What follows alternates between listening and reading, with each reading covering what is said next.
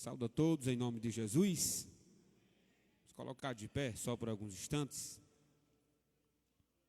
Vamos abrir juntos a palavra de Deus no Evangelho segundo Lucas, capítulo 5. Hoje eu encerro uma série de reflexões trazida nas últimas quintas-feiras. Evangelho segundo Lucas, capítulo 5, a partir do versículo 1. Falei sobre dízimo, à luz da palavra de Deus. Depois falei sobre princípios da oferta, também à luz da palavra de Deus. E hoje eu quero falar sobre o Deus de provisão. E aqui eu encerro. Lucas, capítulo 5. Depois da leitura, eu gostaria de convidar o irmão Santiago, para orar, intercedendo por mim e agradecendo a palavra. Aconteceu que, ao apertá-lo a multidão para ouvir a palavra de Deus, estava ele junto ao lago de Genezaré, e viu 2 barcos junto à praia do lago. Mas os pescadores, havendo desembarcado, lavavam as redes. Entrando em um dos barcos, que era o de Simão, pediu-lhe que o afastasse um pouco da praia, e assentando-se ensinava do barco as multidões. Quando acabou de falar, disse a Simão: faze-te ao largo, e lançai as vossas redes para pescar. Respondeu-lhe Simão: mestre, havendo trabalhado toda a noite, nada apanhamos, mas sob tua palavra lançaremos as redes. Isto fazendo, apanharam grande quantidade de peixes, e rompiam-se-lhes as redes. Então fizeram sinais aos companheiros do outro barco, para que fossem ajudá-los. E foram e encheram ambos os barcos, a ponto de quase irem a pique. Vendo isto, Simão Pedro prostrou-se aos pés de Jesus, dizendo: Senhor, afasta-te de mim, porque sou pecador. Pois à vista da pesca que fizeram, a admiração se apoderou dele e de todos os seus companheiros, bem como de Tiago e João, filhos de Zebedeu, que eram seus sócios. Disse Jesus a Simão: não temas, doravante serás pescador de homens. E arrastando eles os barcos sobre a praia, deixando tudo, o seguiram. Glória a Deus.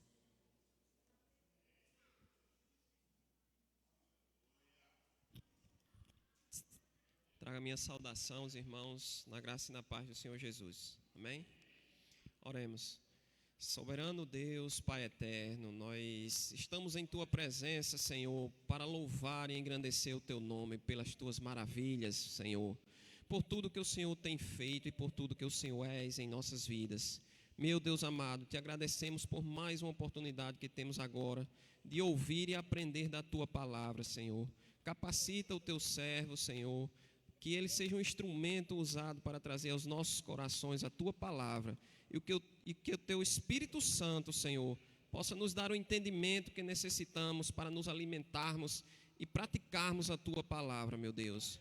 Senhor Deus, fica conosco, traz a Tua palavra aos nossos corações, meu Deus, é o que nós Te pedimos e Te agradecemos, em nome de Jesus, amém. Amém, glória a Deus. Podeis se assentar, meus amados irmãos. Nós estamos mais familiarizados com alguns milagres de Jesus, principalmente em relação a milagres de cura. Sempre que, se nós formos perguntar a algum dos irmãos, de uma maneira até espontânea, natural, daqueles que leem a palavra de Deus, quando fala sobre milagres, lembra logo de ressurreição, paralíticos voltarem a andar, surdos ouvirem, cegos enxergarem. Então nós temos na nossa mente a associação de milagre diante de alguma anomalia física, algum defeito físico, e Deus de uma maneira sobrenatural age naquela área e você passa a voltar a ser uma pessoa perfeita, ou então se torna uma pessoa perfeita. Por exemplo, aqueles que nasceram cegos e voltaram a ver, ou então viram pela primeira vez. Então a Bíblia, ela trata desses milagres. Ela fala desses homens que tiveram defeitos físicos e Deus restaurou a questão física deles. Mas nesse capítulo que lemos de Lucas, capítulo 5, não é um milagre nos homens, não é um milagre físico, não é um milagre de ressurreição, é um milagre de provisão. Homens passaram a noite inteira pescando, homens experimentados, e aprove a Jesus se revelar àqueles homens como Deus que manda até nos peixes, para que a provisão daquelas famílias, para que o sustento daquelas famílias chegasse até eles. Então nós devemos reconhecer que os milagres de Deus não estão apenas no sobrenatural, nas questões físicas, mas também nas questões materiais. Se Deus quiser multiplicar peixes, Ele multiplica. Se Deus quiser fazer prosperar aquele nosso investimento, Ele também o faz. E nós devemos reconhecer a providência de Deus e o milagre de Deus nas mais variadas áreas das nossas vidas.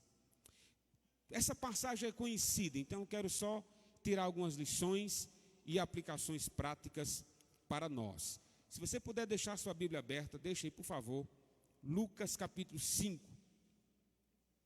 A primeira lição que eu tiro deste milagre, dessa pesca maravilhosa, é que Cristo, Ele se apresenta como Senhor de tudo. No finalzinho do versículo 4 está escrito assim: e acabou de falar, Jesus tinha ensinado ali mesmo no barco de Pedro, acabou de falar e disse a Pedro: vai-te ao mar alto e lançai as vossas redes para pescar. Jesus não entra na história aqui, principalmente na vida de Pedro, como um colega. Jesus não entrou na vida de Pedro como mais um. Jesus aproxima-se de Pedro e dá ordens a Pedro. Quer dizer, alguém poderia dizer assim: nossa, quanta audácia de Jesus, né? Ninguém nem conhece aquele homem e ele já está dando ordem. Calma. Jesus já tinha se revelado a Pedro no início do capítulo 5. Mateus capítulo 13 vai dizer que Jesus fez a mesma coisa. Estava na popa de um barco, ensinou de várias formas, ensinou várias parábolas, a parábola do semeador, por exemplo. Ele se revela como aquele que pesca, como aquele que lança a palavra em vários solos, e existe o solo fértil. Jesus já estava se revelando no coração de Pedro antes de dar essa ordem. Ou seja, Cristo está dizendo assim: Pedro, você sabe quem está falando, você sabe que aqui é o Senhor dos Senhores falando, e há uma ordem para você: vai ao alto mar e pesque. Irmãos, todo cristão, ele deve entender que nós somos servos e temos um Senhor, e nós estamos debaixo de ordens. Não há temor na obediência daqueles que amam a Jesus. Deve haver prazer, deve haver satisfação, deve haver gratidão. Que privilégio obedecermos a Deus, que privilégio termos o senhorio de Cristo em nossas vidas. Irmãos, Cristo é Senhor de tudo e de todos. O próprio diabo cumpre os propósitos de Deus, os rebeldes cumprem o propósito de Deus. Ora, até o anticristo vai cumprir os propósitos de Deus. Privilégio não é estar nos propósitos de Deus. Privilégio é ser filho de Deus. Privilégio é ser servo de Deus. Privilégio é estar a serviço da ordem de Deus. E aqui Pedro está com esse privilégio. Jesus diz: Pedro, eu quero que você volte ao alto mar e eu quero que você pesque. Deus se revelando a Pedro como um Senhor que manda. Nas nossas vidas, Ele se revela como? Do mesmo jeito, irmãos. Quando é preciso obedecer, devemos obedecer. Pastor, obedecer a que custo? Vamos continuar a passagem, deixe sua Bíblia aberta aí. Olha o que diz o versículo 5. Lucas capítulo 5, versículo 5. Depois que Jesus ordena, ele diz aí: respondeu-lhe Simão: mestre, havemos trabalhado toda a noite, nada apanhamos, mas sobre tua palavra lançaremos a rede. Irmãos, a obediência, ela deve ser maior que as nossas frustrações. A obediência deve ser maior que as nossas frustrações. Já pensou? Pescadores peritos, pescadores profissionais. O melhor horário de pesca, nos parece que no lago da Galileia, era à noite. Aqueles homens pescaram a noite inteira. O início do capítulo 5, que eles estavam o quê? Lavando as redes. Acabou, meu amigo, a pesca. Já deu o que tinha de dar. E eles recebem uma ordem, apesar dessa frustração, apesar da noite inteira e nada terem apanhado. Pedro, como servo, diz: Senhor, eu quero dizer o seguinte, que a noite foi ruim, eu quero dizer que foi frustrante, trabalhamos incansavelmente, a noite inteira e nada pescamos, mas segundo a sua palavra, nós vamos lançar a rede. Irmãos, ser obediente à vontade de Deus, estar debaixo da vontade de Deus, você pode dizer que a coisa está ruim, não é pecado. Dizer que você já trabalhou muito, que você está obedecendo a ordem de Deus e não houve nenhum milagre até então. Mas o interessante da obediência é a constância, meus irmãos. Nós somos chamados a ser fiéis, quer a pesca seja maravilhosa ou não. Nós somos servos do Senhor. E se Ele diz, continue trabalhando, continue pescando, sobre essa palavra devemos continuar. Não é o que Jesus está dizendo? Pedro vai pescar. Senhor, a noite foi difícil. A pandemia se instaurou, a renda da empresa caiu, tudo que estava ao meu alcance eu fiz, mesmo na aprovação. É aí, meus irmãos, que se mostra a fidelidade. Irmãos, uma fidelidade que não pode ser provada, uma fé que não pode ser provada, não é fé. Ou então, se prova que é uma fé fraca. Se prova que é uma fé falsa. Deus tem todo o direito de colocar-nos à prova. O mundo inteiro teve que dobrar-se diante de algo invisível. Mas nós sabemos, como servo de Deus que somos, de que Cristo continua no controle de todas as coisas. Apesar das frustrações que temos, nós estamos debaixo de ordens. E a ordem é continuar sendo fiel. A ordem é continuar obedecendo a palavra de Deus. Obedecer a palavra de Deus evidencia em nós que somos seus servos. Então, obediência sincera, mesmo debaixo da palavra de Deus, mesmo debaixo dessas frustrações, permaneça fiel. Terceira lição que teremos aqui desse milagre: a obediência, às vezes, nos faz viver grandes milagres. Olha o que diz aí o versículo 6. Acompanhe comigo, por favor. Fazendo isto o quê? Obedecendo a ordem de Jesus. Jesus disse, volta a pescar. E eles foram. Fazendo isto, apanharam grande quantidade de peixes. Rompiam-se-lhes as redes. Meus irmãos, há um período em nossas vidas de frustrações. Há um momento em que nós vamos pescar com as nossas próprias forças. E as nossas forças não trazem nada, as nossas tentativas terminam em nada, terminam numa frustração só. Mas debaixo da ordem de Jesus, debaixo da obediência de Jesus, vem milagre de Deus para nós. Nós somos salvos da bênção de Deus. Irmãos, essa passagem tem frustração em uma noite inteira que não teve pesca. Mas nessa passagem também tem provisão de Jesus. Observe, irmãos, que Cristo acompanhou as duas situações. A noite inteira que não teve nenhum êxito. Mas em um momento Cristo pode fazer o milagre. Em uma ordem obedecida pode vir milagre de Deus para nós. Irmãos, se Jesus dissesse assim, Pedro, vai pescar, Pedro. Se Pedro mudasse de posição, de servo e quisesse ser mestre de Jesus, e dissesse e mostrasse para Jesus as suas credenciais. Jesus, o pouco que eu sei do Senhor é que você é carpinteiro. Você entende de carpintaria, mas de pescaria quem entende sou eu. Pedro era líder e tinha sócio na pescaria. Era um pescador perito. Mas na hora da ordem, nós não temos credenciais, meus irmãos. Na hora que a ordem chega em nossas vidas, compete baixarmos a cabeça e dizer, seja feita a tua vontade.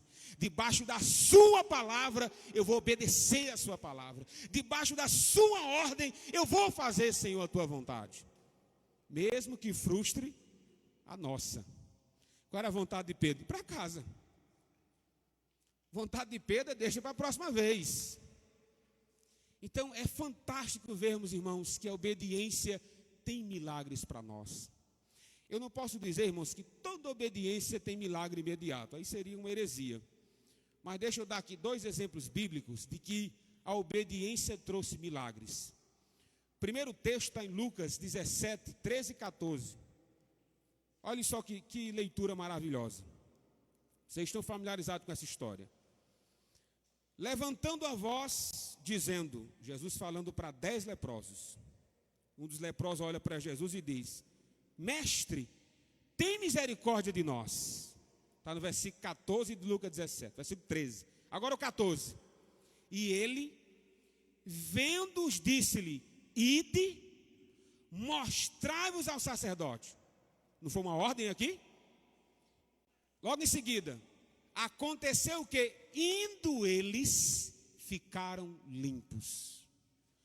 Enquanto eles obedeciam a ordem de Jesus de apresentar o sacerdote, o milagre aconteceu.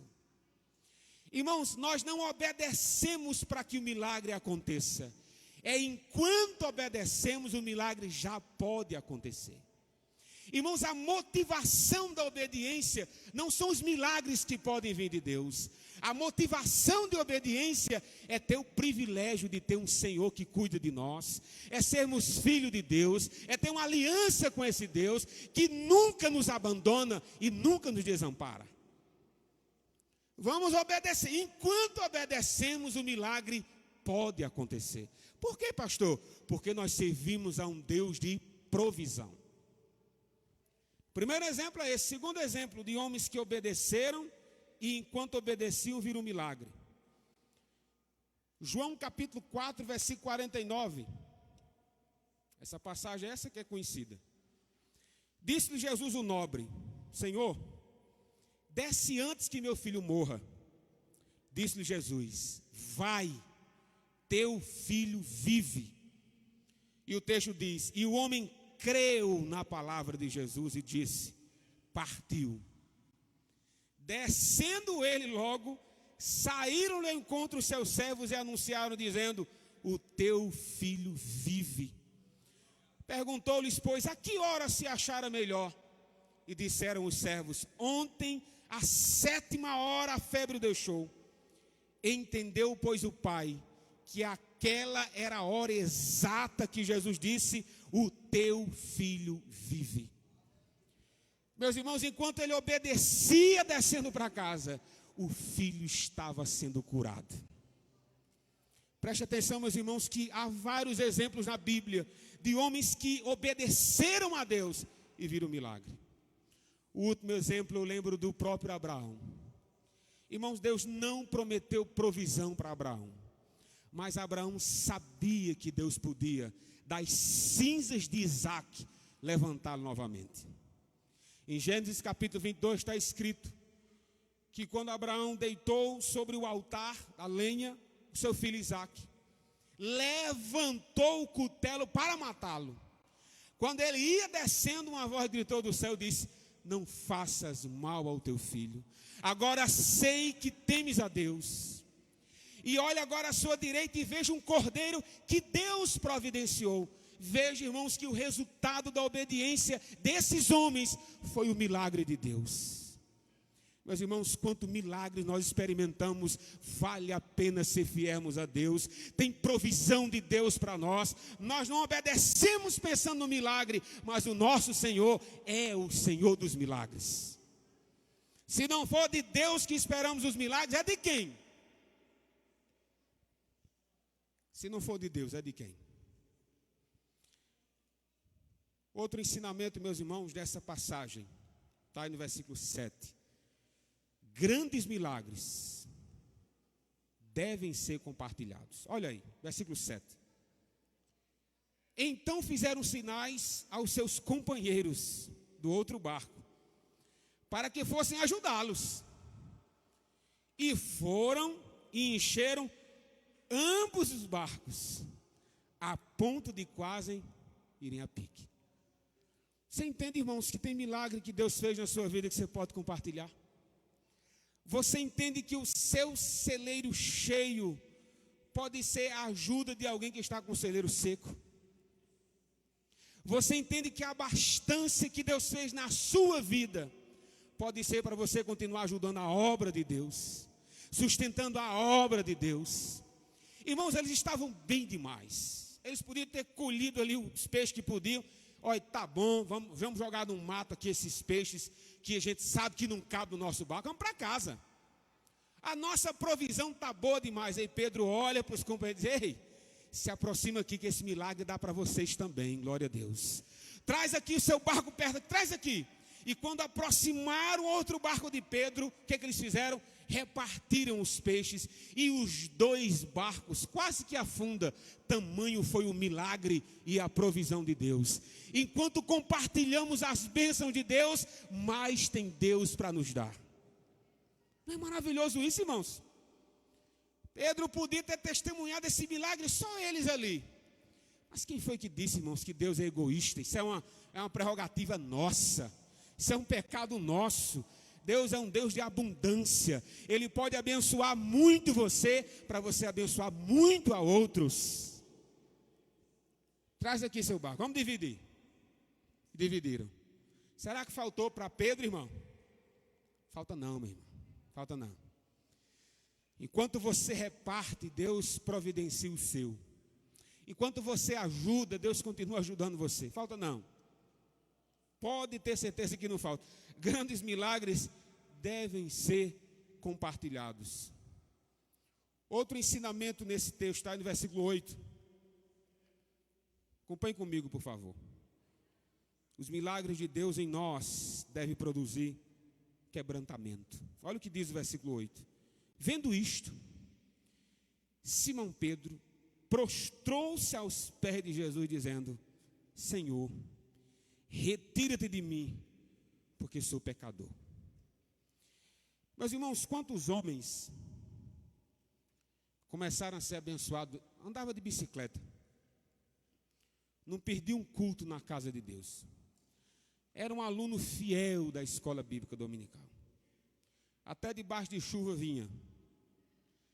Mas parece que quando o milagre começou a acontecer, se esqueceu o caminho da igreja, se esqueceu os princípios da contribuição, se esqueceram do Deus que serve. Irmãos, parece que tem pessoas que têm que morrer de bicicleta, que se aumentar um pouquinho se esquece do Deus que tem. Parece que Salomão, não lembro se foi Salomão ou se foi Davi, que fez a seguinte oração: Senhor, eu não peço o muito, para que eu não venha se esquecer de Ti. Mas eu também não peço o pouco, a miséria, para que eu não venha blasfemar de Ti. Eu peço a porção de cada dia. A porção de cada dia. Irmãos, Jesus nos ensinou isso. Está lembrado da oração do Pai Nosso? O que diz lá? Ele diz assim: o pão nosso de cada dia nos dai hoje. Irmãos, é pão, pode pedir pão, viu? Mas lá não está assim não. A carne assada de cada dia, não tem assim não. É o pão. É aquele sustento que você precisa. Há quem diga que o milagre que Deus fazia do maná era para aquele povo se lembrasse de que é de Deus que vem o alimento diário. É de Deus que vem, sabe aquele arrozinho que chega todo dia na sua mesa? É Deus que faz com que chegue lá. E muitos que experimentam milagres de Deus, testemunham o milagre de Deus, vão-se embora. Mas isso não deve ser assim com nós. Deve acontecer conosco o que aconteceu com Pedro. Quando Pedro viu a fartura na sua rede, quando viu a fartura no seu barco, viu a fartura nos seus amigos, Pedro diz: Jesus, afasta-te de mim, que eu sou pecador. Eu não mereço essa provisão, eu não mereço essa bondade toda. O Senhor é Deus e eu sou pecador, o Senhor é santo e eu sou profano. Pedro reconhece que está diante do próprio Deus. E nós vemos aqui um coração quebrantado diante desse milagre. Irmãos, os milagres não devem produzir em nós soberba. Rapaz, quanta prosperidade em minha casa. Aí de repente alguém bate a porta na sua casa de 11 horas e diz: minha filha, guarda os pratos que chegou alguém. É para isso que Deus multiplicou o seu pão? Você está preocupado a que horas alguém bate na sua porta? Foi para isso? Irmãos, Pedro diz assim: Senhor, esse milagre aqui eu não mereço, Senhor. Irmãos, observe que não há por parte de Pedro um engrandecimento. Olha aí, vocês viram aí como eu sou um homem de fé, rapaz? Olha aí o tamanho do milagre.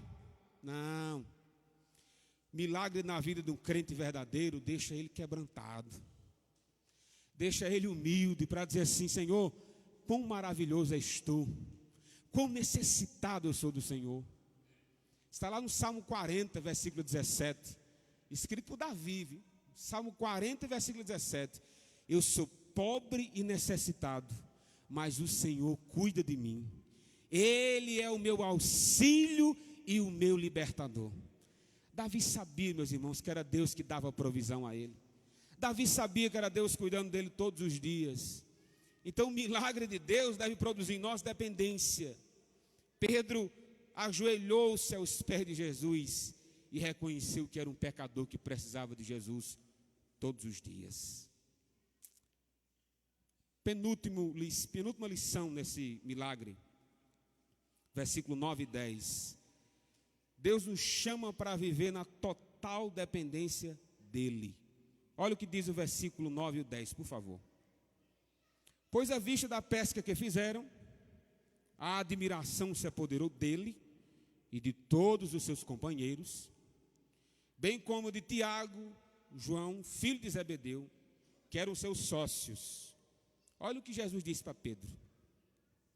Disse Jesus a Pedro: não temais, doravante serás pescador de homens. Duas coisas aqui nessa lição. Aceitar a vontade de Deus é viver sem um domínio do medo. Jesus não disse a Pedro: Pedro, não tenha medo não, Pedro. Não se assombre não, Pedro. Não saia correndo não, rapaz. Irmãos, quantos não quiseram correr diante de tudo que passamos, né? Na verdade, muitos correram e até hoje nunca mais voltaram. E se a gente for atrás correndo, não pega. Irmãos, os milagres de Deus nos quebrantam. Mas não se esqueça, irmãos, os milagres de Deus nos aproxima de Deus. Não se afasta. Não afasta, o aproxima. E Jesus olha para Pedro e diz: Pedro, eu quero que você não tenha medo. Mas por que Pedro não era para ter medo? E o texto diz, finalzinho do versículo 10, Jesus disse: eu vou fazer você pescador de homens.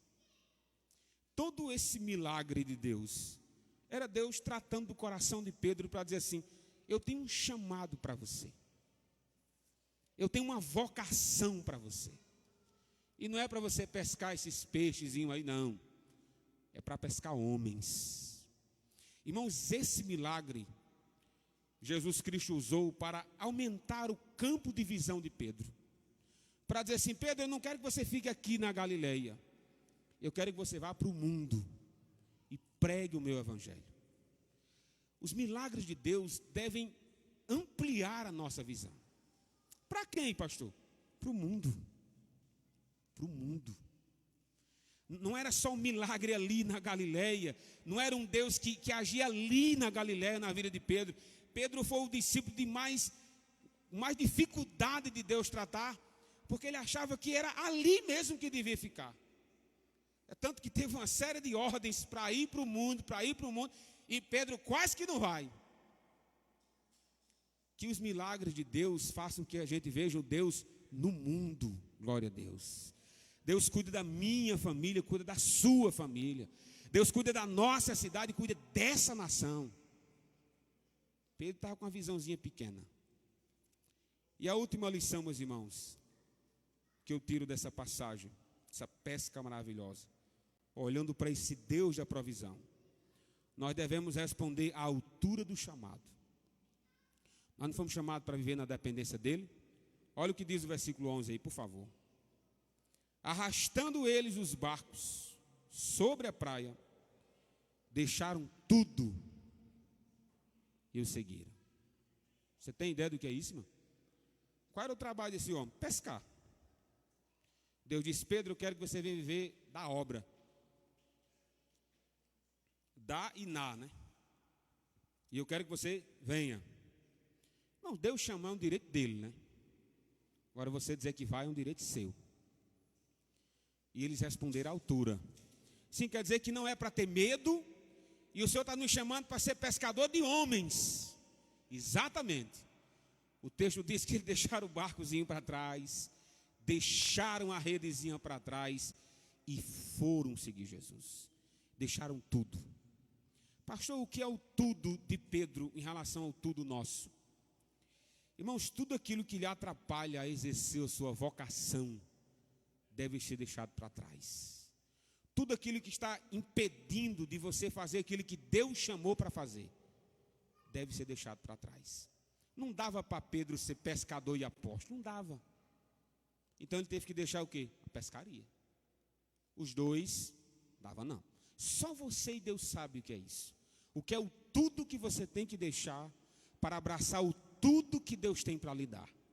Porque tudo que Deus tem para lhe dar, não dá para você abraçar Deus e o mundo. Ou você deixa o mundo, meu amigo, os seus sonhos, os seus objetivos, e diz: Senhor, eu entrego a Ti a minha vida, faz dela o que o Senhor quiser. Só aí nós vamos experimentar o nosso ministério ser abençoado, consequentemente as nossas vidas. Que Deus nos abençoe, meus irmãos, e que nós creiamos que esse milagre de provisão Deus continua fazendo. Amém.